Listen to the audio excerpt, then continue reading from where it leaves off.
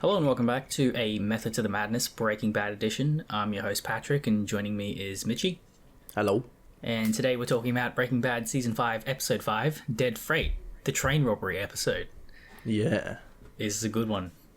Really is. Yeah, I like how most of the episode is dedicated to this train heist, and so not a lot happens ostensibly. A lot of it is just like the tension from the train. And it flies by. It's so engaging. You're completely right. All right, let's go into a plot summary. A young boy rides on a dirt bike through the desert. Encountering a wild tarantula, he allows it to crawl over his hands before placing it in the jar. He hears a distant freight train and rides toward it. Walter pays a visit to the recently promoted Hank at his DEA office. During their conversation, Walt confesses that his marriage to Skylar is failing, feigning tears. When Hank leaves momentarily to get coffee, Walt installs a bug on the computer and inside a picture frame sitting on top of Hank's desk. Later, Walt, Jesse, and Mike interrogate Lydia about the tracking device found affixed to the bottom of one of Madrigal's methylamine barrels. Mike and Walt believe that she planted it and decide to kill her. After forcing Lydia to contact Hank and report her discovery, the crew eavesdrops on Hank's next phone call, learning that it was actually placed by a DEA team in Houston. Although exonerated, Lydia is now useless to the trio as all of the barrels in her warehouse are compromised. Desperate to avoid being killed, Lydia tries to prove her worth by asserting that she can access an ocean of methylamine, suggesting that the trio could heist a tremendous amount of methylamine from a transiting train. At first, the trio are skeptical, but with Jesse's motivation, they come up with a plan to store the train in a dead zone and take the methylamine and replace it in equal weight with water so that no one would even know that the heist took place. On the day of the heist, Walt's crew manages to stop the train by blocking a railroad crossing with a broken down dump truck driven by Patrick. When the engineer and conductor exit the locomotive to assist him, Mike acts as a lookout while Walt, Jesse, and Todd drain methylamine from the train into an empty buried tank, simultaneously pumping water back in.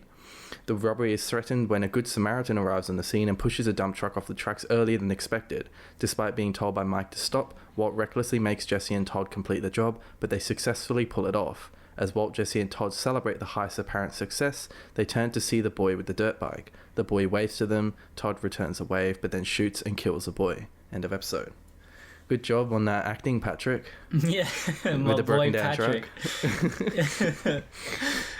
Yeah, it's always a good choice to cast Bill Burr in anything. I don't know, what's he in? He's in The Mandalorian as well. What? For a few episodes. Okay, I think I vaguely recall, but anyway, yeah. Yeah. Bro, this kid has some balls. Why is that? At the start. Who the fuck just picks up a tarantula and just lets it crawl over their hands? Yeah, well, I mean, they're not very dangerous, are they? No, but if they bite you, they fucking hurt. Yeah. Well, I mean, if you're this kid, you're like, out in the desert all the time, probably those kind of things don't harm you. That's what I like as well. It conveys that Drew Sharp is such an innocent kid, he loves all life. He cherishes life. Is that his name? Yeah, isn't it? Drew Sharp? I don't know. It sounds familiar. I feel like it's burned into my memory because it's kind of traumatic, yeah. Yeah, man, this opening scene has no relevance, no meaning to someone who's watching it for the first time until the very end. It's so good like that. But then, when you're watching it the second time and when you know what's going to happen, yeah, it's kind of like the lowest that Breaking Bad has stooped to morally almost. Just straight up killing a kid, right? Like, I know Walt poisoned Brock, but he poisoned him without the intention of killing him, so it's arguably morally a little better. But this is just like straight up murdering a child, and man, that's truly contemptible and really represents like the last season of Breaking Bad when everything is just not good. Yeah, it's pretty full on. But I was just thinking like that this seems really fun, like riding a dirt bike across the desert, just like trying to grow your bug collection. Like, man, that's the simple life. He had it good. Trying to grow your what? Bug collection. Oh, I thought you said bud. Like, what? This kid's growing marijuana? He's just on the hunt. Going from crack house to crack house. Yeah. Okay. And then, yeah, we get to see Walter going for the Oscars with this performance in Hank's office. I actually didn't remember what happened. So I was just like a bit confused, but then I realized it's Walt and there's obviously some sort of intention behind this. So yeah. And it was.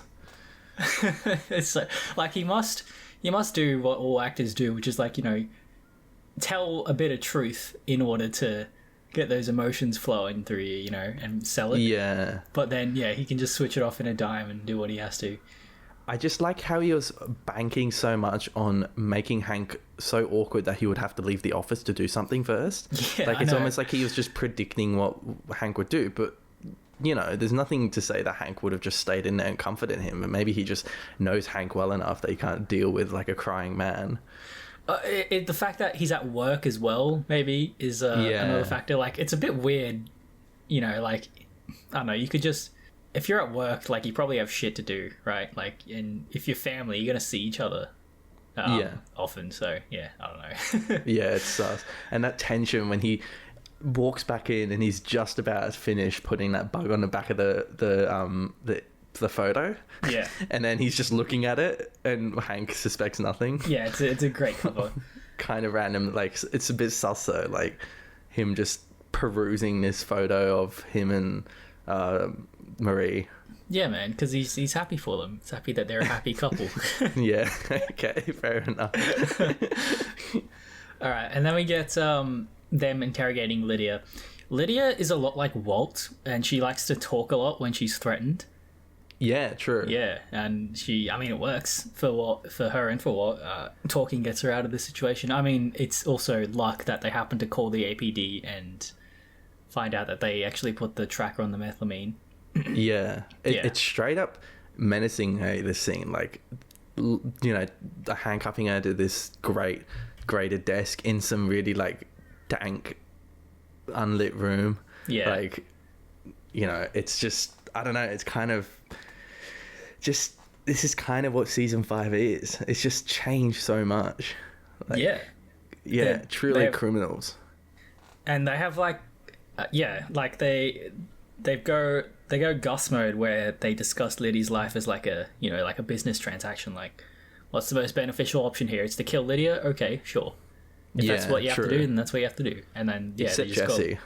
Yeah, Jesse's the only human being here. Yeah. Okay. And then the train. Wait, hang on. I also like how Lydia not implants, but definitely stokes the fire of the idea of killing those people in jail. The Gus's old employees, the ones that could potentially snitch on them. She's the one that's kind of saying like, I felt threatened. I had to put the hit out on Mike because I don't want my child going to, I don't know, whatever care it is and stuff like that. And you can just see that Walt is also thinking about it like, actually, this is a logical thing to do because he did suggest it before to kill them, right? And Mike actually is also somewhat of a human being and doesn't want to do that.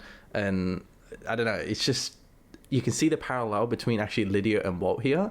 And Walt always just kind of takes a little bit of the personas of each of the kind of villains or rivals that he has. Like, every time, just there's something he takes from them, right? And you could just see how he's taking a little bit of Lydia there, like being a bit ruthlessly psychopathic almost. Yeah, absolutely. Yeah. All right, and then the actual train scene. So, okay, great use of like sort of time distortion to create tension here. Because I've noticed a lot of the things in this scene are kind of drawn out, maybe. Like, for example, because I've actually worked on a train before, and when they blow the whistle, usually the train starts moving like a couple seconds afterwards. And I love that in this scene, they, because they're getting ready, when they're getting ready to leave, they blow the whistle, and then Jesse goes, "Mr. White," and then he puts up his hand still.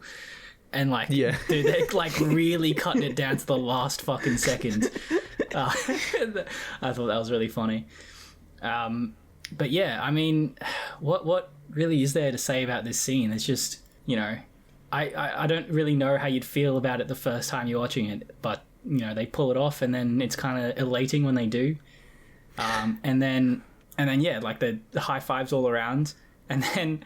Up until this point, when they're like filling the or they're burying the other containers, and then Todd's asking those questions, he just seems so unassuming. He just seems like a regular, like even kind of nice guy. He's just like, he's just curious about this operation, and he's like, man, you guys thought of everything. And so it's such a shock when at the last moment, he just pulls out his pistol and kills this kid. Like, we know Yeah. that Todd is a psychopath, but if you're watching this for the first time, it just comes out of nowhere, you know?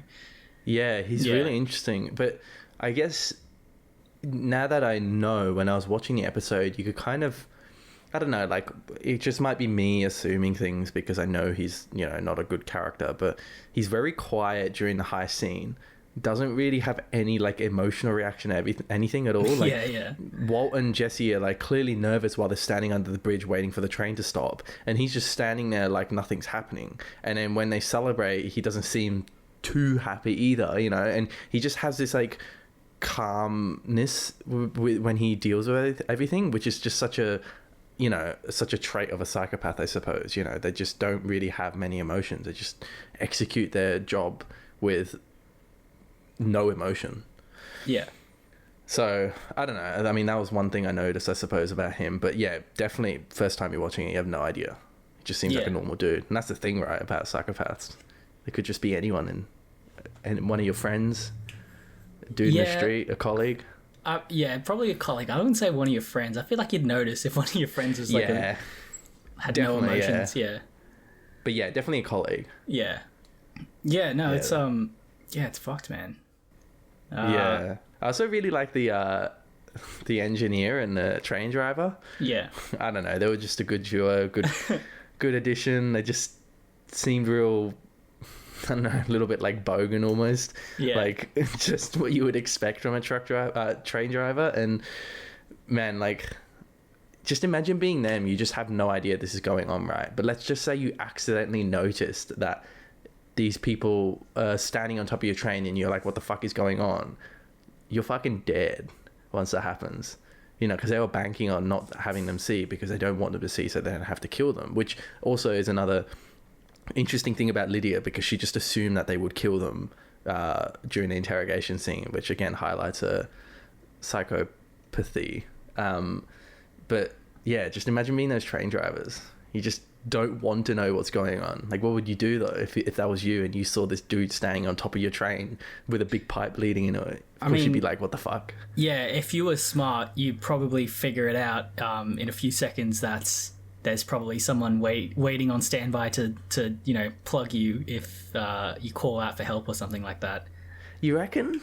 Well, you'd have to be pretty like experienced with criminals. If you were just an ordinary train driver, you'd just be like, what the fuck are you doing, cunt? And, you know, get off that train. And then next minute, this like old dude with a silenced pistol comes up behind you and shoots you in the head. Like, yeah, that's not a nice thought. Just get the fuck out of here, you rascals, stealing me methylamine. Yeah. Little bastards. Dude, methylamine, do you know anything about methylamine? This shit is like gold. Yeah, it's kind of random, right? Yeah. It's like so rare and so expensive. But it's just like a liquid. It's just like a chemical. Is it because you could make it into meth? Maybe. Like that's why it's so kind of protected, I suppose, because they don't want people creating meth, because I mean, that would be a legitimate reason, you know. How much did they steal? Was it like 1,000 liters or 1,000 gallons? 1,000 gallons. Okay, how much is that in liters?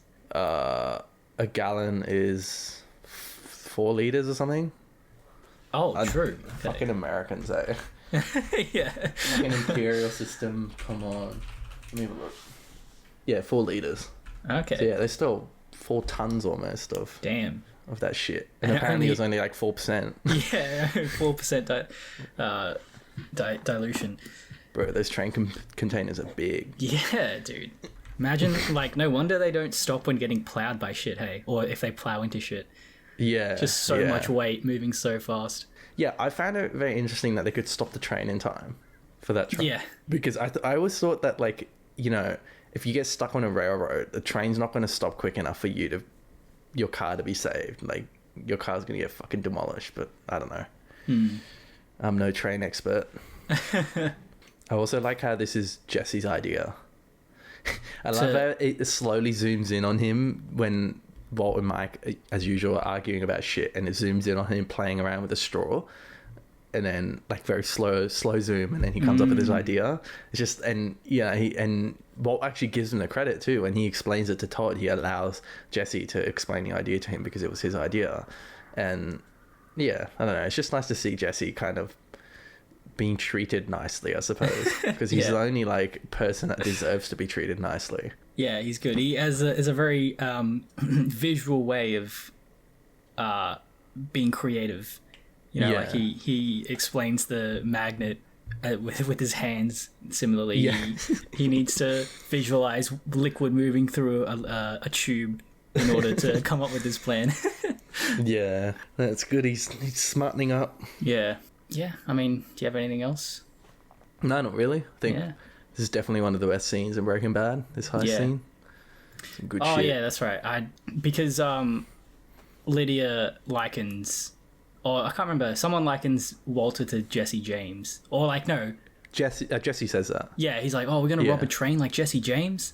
And I did a bit of research. Yeah, apparently he did rob a lot of trains. Apparently that's just what you did back in cowboy times. Yeah, was he some bandana wearing dude? Bandana wearing crossroads robber? Yeah. Is that who Jesse James was? Yeah, he's he was a Confederate soldier apparently. Right.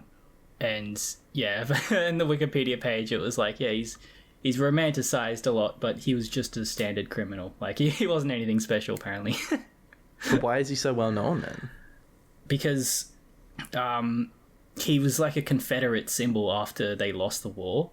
Yeah. But yeah, I don't know why he's endured. What do you call those people back in the day that used to like rob wagons, horse-drawn wagons? Like with a bandana on and drawing a revolver. Isn't there a specific name for that shit? Like just a bandit, I think, isn't it? Yeah. I guess a bandit would be it. Because you don't really... Bandit's not really a modern day term anymore. Yeah, Isn't that kind of weird? Lay electro wires and shit. Sorry? All he does is lay electro wires these days. Bandits. Oh, it's a Rainbow Six Siege reference. Yeah. Yeah. It's like such a common word though. Everyone knows what it means, but there's actually no real practical application for that word in the modern day. Yeah, that's very true. It's kind of random. Yeah. But anyway. All right. Anyway, great episode. Yeah, well, thanks for listening, and join us next time. See ya. Hell, the guts you showed going toe-to-toe with cancer, that alone, that's an inspiration to me, you know? I made mistakes, you know. Yeah, I know. Listen, I'm gonna get a coffee. You want a coffee? I'm gonna have a cup of coffee. I'm gonna give you a moment to just get it together there. You want the cream and sugar? Yeah. Hank, I'm sorry. No. That's it. Cup of coffee, right? All right. Just take them. If you like this series, Mitch is going to tell you where you can find more of these. Yep, so you can find us on Spotify, YouTube, iTunes, SoundCloud, or Stitcher. And we've also got a website, amttm.com, where you can find our fabulous episodes on Breaking Bad. If you have any questions, queries, insights, or criticism, you can send them to mail@amttm.com. And as always, thank you for listening.